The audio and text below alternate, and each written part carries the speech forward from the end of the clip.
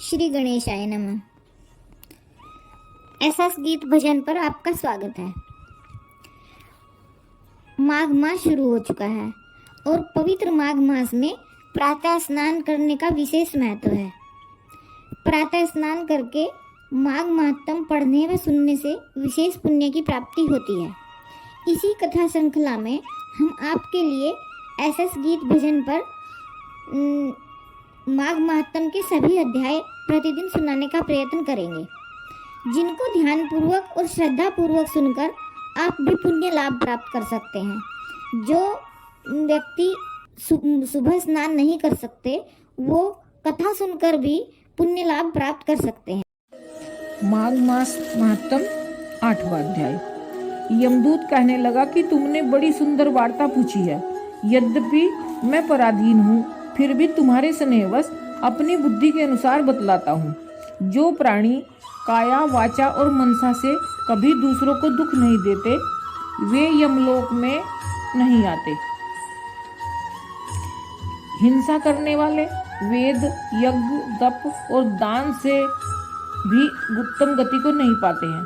अहिंसा सबसे बड़ा धर्म, तप और दान ऋषियों ने बताया है। जो मनुष्य जल या पृथ्वी पर रहने वाले जीवों को अपने भोजन के लिए मारते हैं, वे कालसूत्र नामक नरक में पड़ते हैं और वहां पर अपना मांस खाते हैं और रक्त पीव पान करते हैं तथा पीव की कीच में उनको कीड़े काटते हैं। हिंसक जन्मांध, काने, कुबड़े, लूले, लंगड़े, दरिद्र और अंगहीन होते हैं। इस कारण इस लोक तथा परलोक में सुख की इच्छा रखने वाले को काया, वाचा तथा मन में दूसरों का द्रोह नहीं करना चाहिए। जो हिंसा नहीं करते उनको किसी प्रकार का भय नहीं होता। जिस तरह सीधी और टेढ़ी दोनों प्रकार की बहने वाली नदियां समुद्र में मिल जाती हैं, वैसे ही सब धर्म अहिंसा में प्रवेश कर जाते हैं।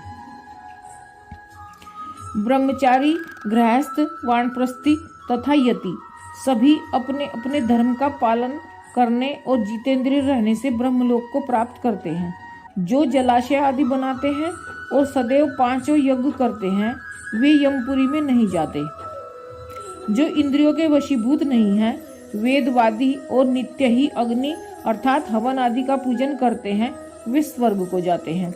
युद्ध भूमि में जो शूरवीर मर जाते हैं, वे सूर्यलोक को प्राप्त होते हैं।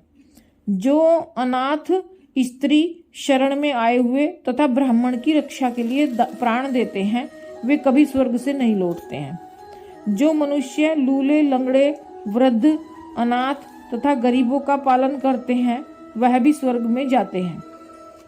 जो मनुष्य गौओं के लिए पानी का आश्रय बनवाते हैं तथा कुआं, तालाब और बावड़ी बनवाते हैं, वे सदैव स्वर्ग में निवास करते हैं। जैसे जैसे जीव इनमें पानी पीते हैं, वैसे ही उनका धर्म बढ़ता है। जल से ही मनुष्य के प्राण हैं, इसलिए जो प्याऊ आदि लगाते हैं, वह अक्षय स्वर्ग को प्राप्त होते हैं। बड़े बड़े यज्ञ भी वह फल नहीं देते जो अधिक छाया वाले वृक्ष मार्ग में लगाने से देते हैं। जो मनुष्य वृक्षारोपण करता है, वह सदैव दानी और यज्ञ करने वाला होता है। जो अच्छे फल और अच्छी छाया वाले मार्ग के वृक्षों को काटता है, वह नरकगामी होता है। तुलसी का पौधा लगाने वाला सब पापों से छूट जाता है। जिस घर में तुलसी वन है, वह घर तीर्थ के समान है और उस घर में कभी यमदूत नहीं जाते। तुलसी की सुगंध से पितरों का चित्त आनंदित हो जाता है और वे विमान में बैठकर विष्णु लोक को जाते हैं। नर्मदा नदी का दर्शन, गंगा का स्नान और तुलसी दल का स्पर्श, यह सब बराबर बराबर फल देने वाले होते हैं। हर एक द्वादशी को ब्रह्मा भी तुलसी का पूजन करते हैं। रतन, सोना, फूल तथा मोती की माला के दान का इतना पुण्य नहीं जितना तुलसी की माला के दान का है। जो फल आम के 1000 और पीपल के 100 वृक्षों को लगाने से होता है, वह तुलसी के एक पौधे के लगाने से होता है। पुष्कर आदि तीर्थ, गंगा आदि नदी, वसुदेव आदि देवता सभी तुलसी में वास करते हैं।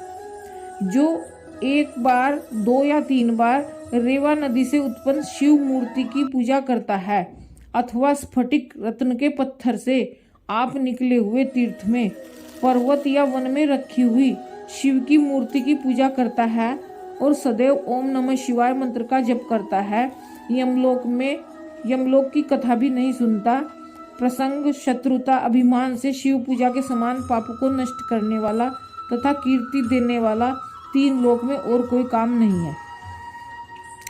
जो शिवालय स्थापित करते हैं वे शिवलोक में जाते हैं। ब्रह्मा, विष्णु तथा शिव का मंदिर बनाकर मनुष्य वैकुंठवासी होता है। जो भगवान की पूजा के लिए फूलों का बाग लगाते हैं वे धन्य हैं।